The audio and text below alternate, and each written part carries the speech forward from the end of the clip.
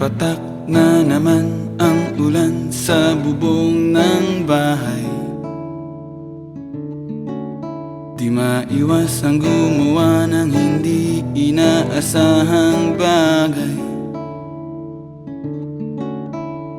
Laklak ng laklak ng beer sa magdamagan, may kahirapan at di maiwasan. Mabuti pa kaya matulog ka na lang bago sumakit ang tiyan.